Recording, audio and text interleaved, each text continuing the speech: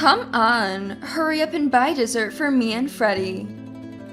If you get something I don't like, you won't get off easy. Ever since my brother's family moved in with us, my standing in the family has only gotten worse. Especially my sister-in-law. She looks down on me and bosses me around. Is this my brother's fault? Or my parents'? Or, heaven forbid, mine? All I know for sure is that I've been sidelined by my family. It was the event that made me decide to break away from my family and live my own life.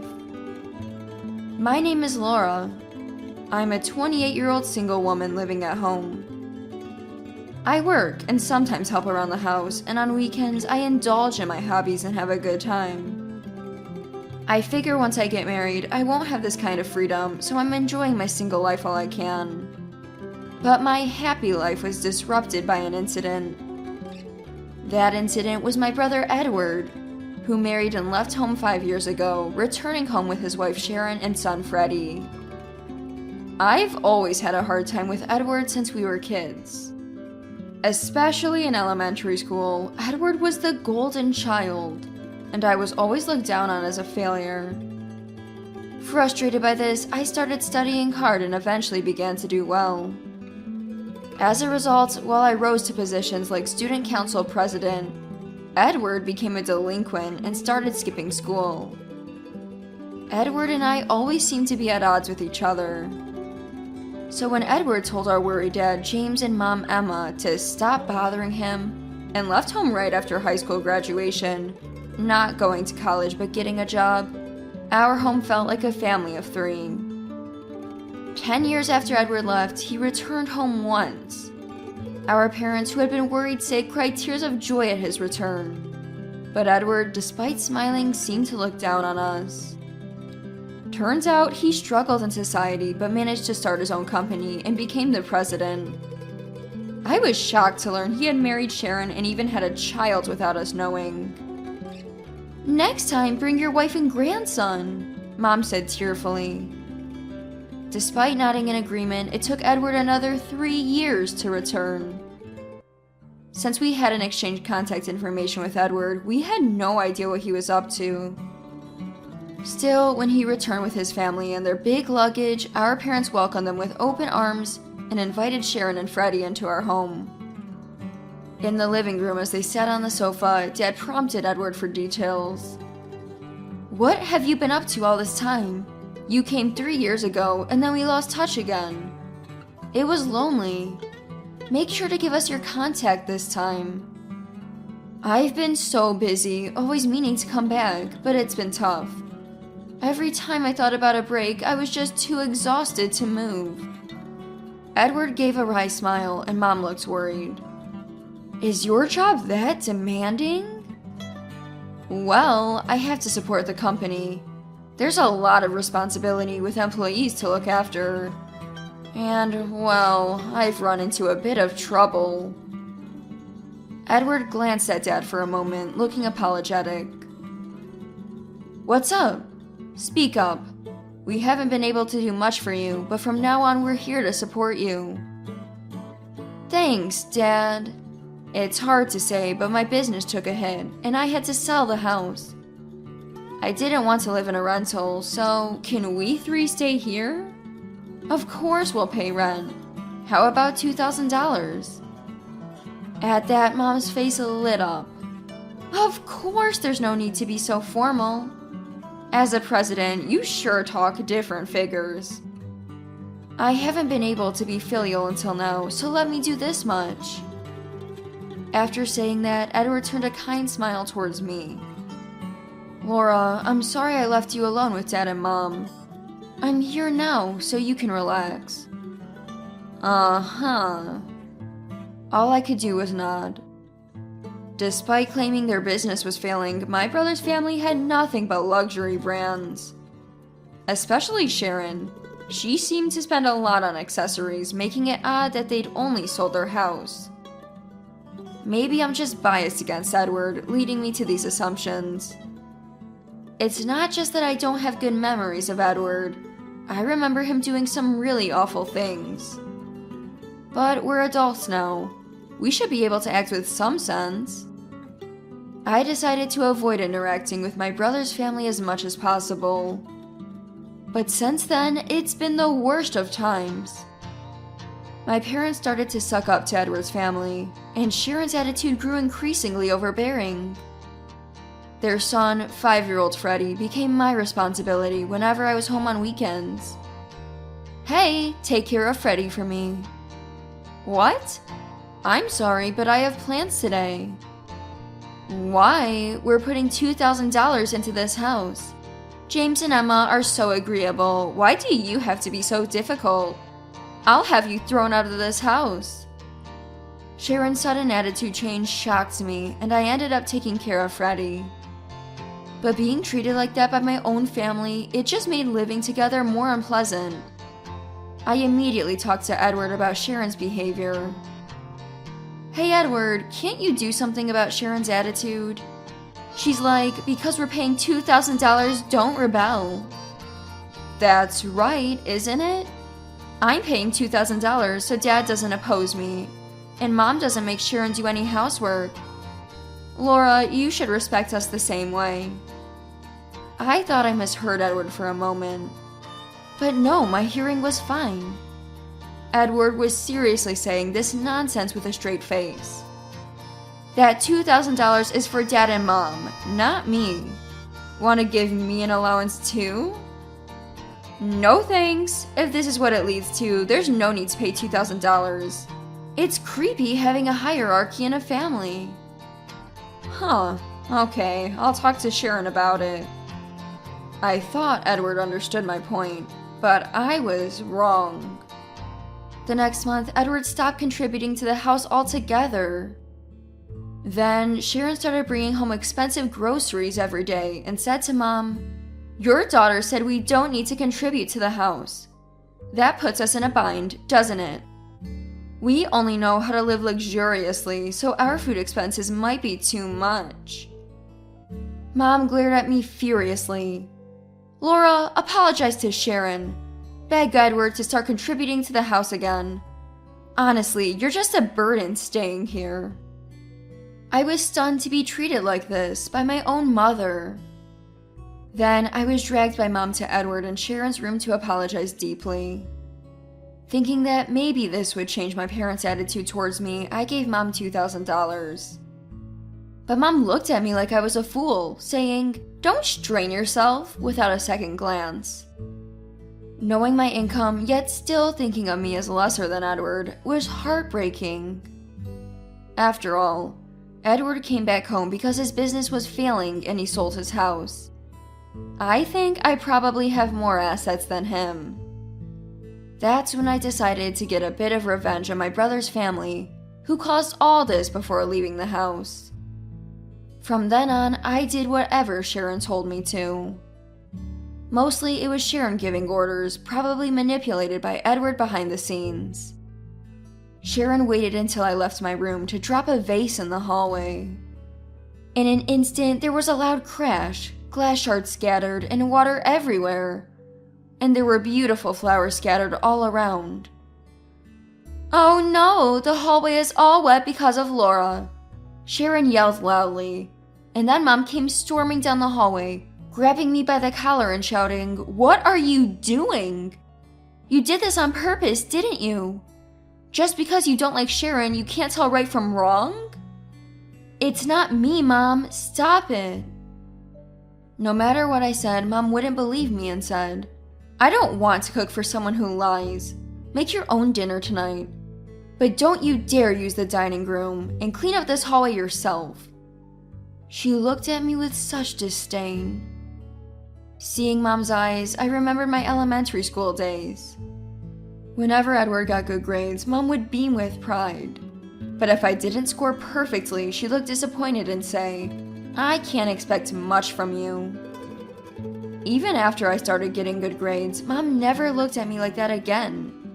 But now I realize she hadn't really changed.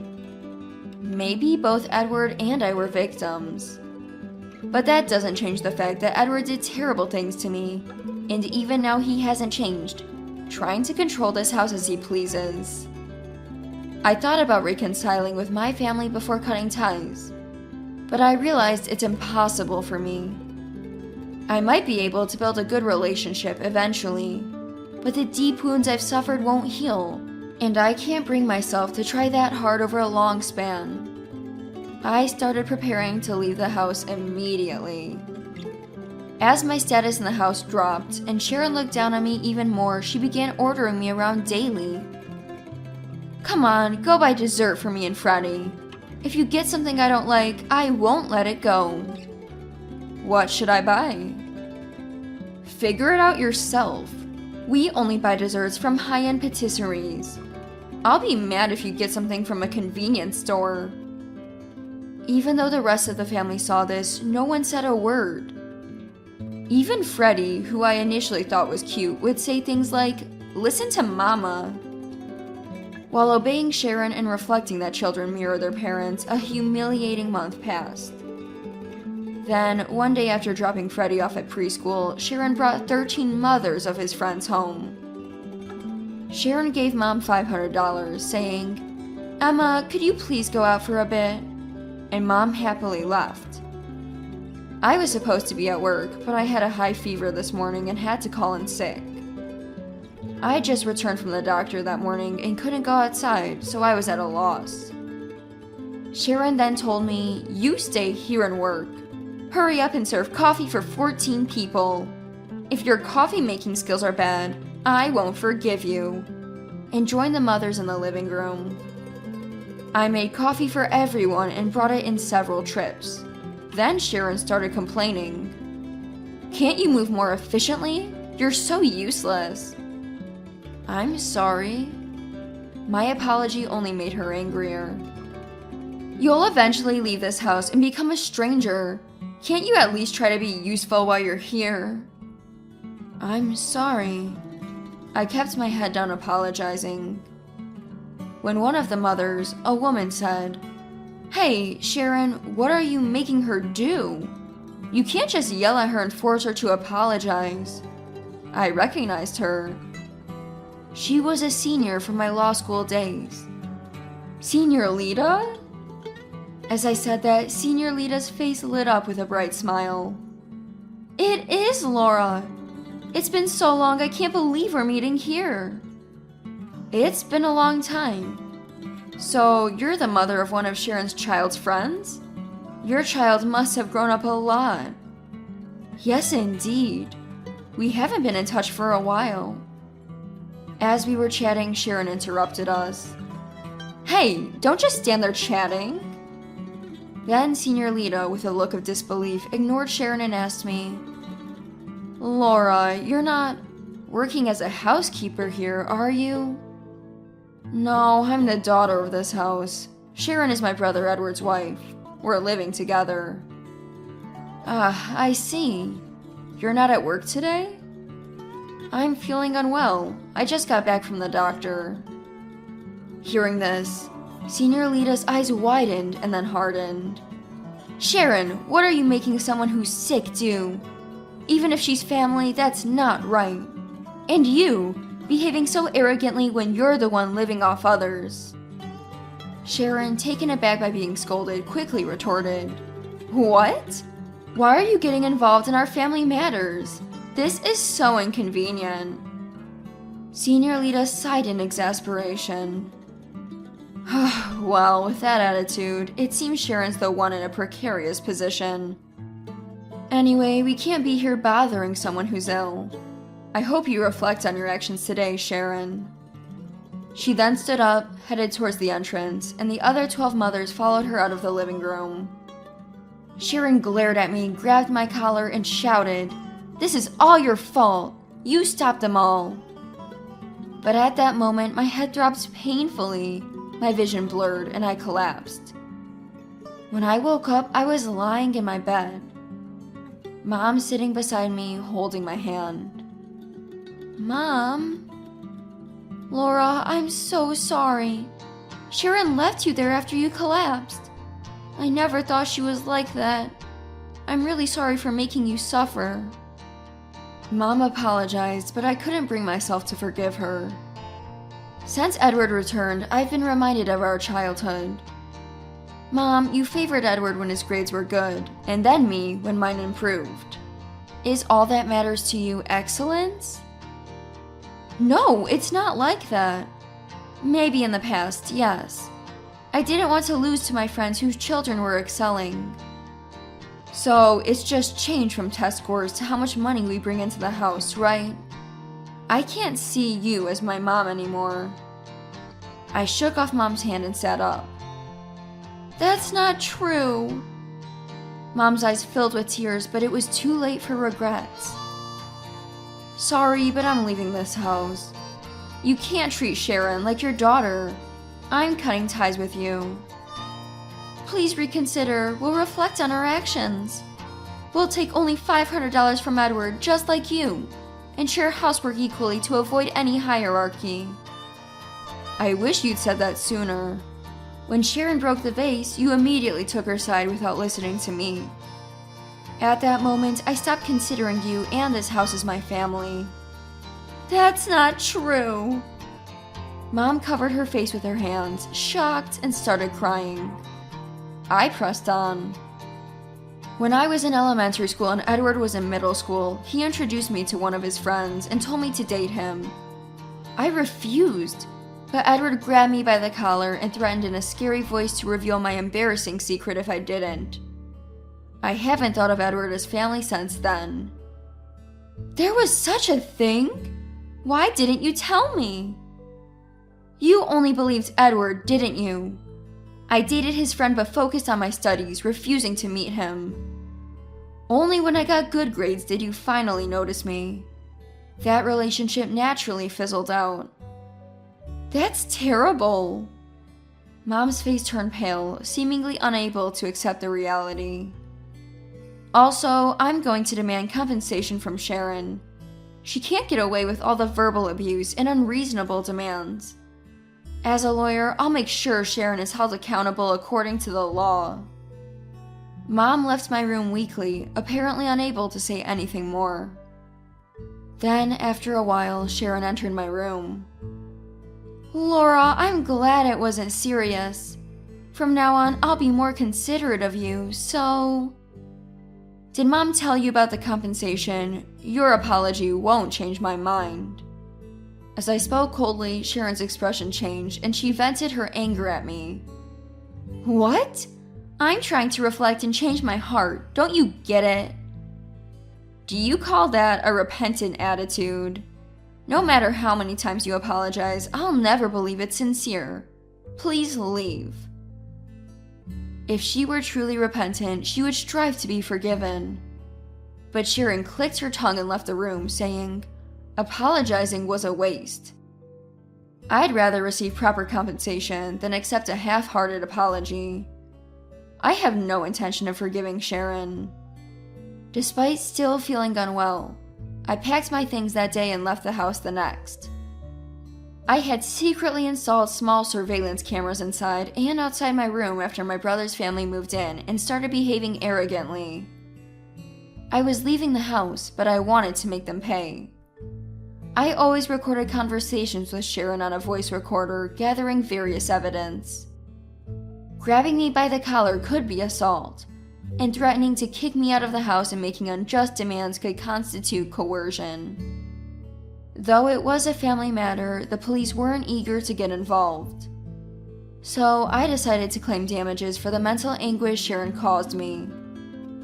I thought it would be a minor payment, but the outcome was more than I expected. I contacted Senior Lita and learned what happened next. Sharon, it seems, started relieving stress at casinos and going to dance clubs as revenge for being shunned by mothers of her child's friends. About half of the class, 13 people, disliked her, and her bad reputation spread among the other mothers. Furthermore, she stole money from Mom's purse, incurred debts, and maxed out credit cards.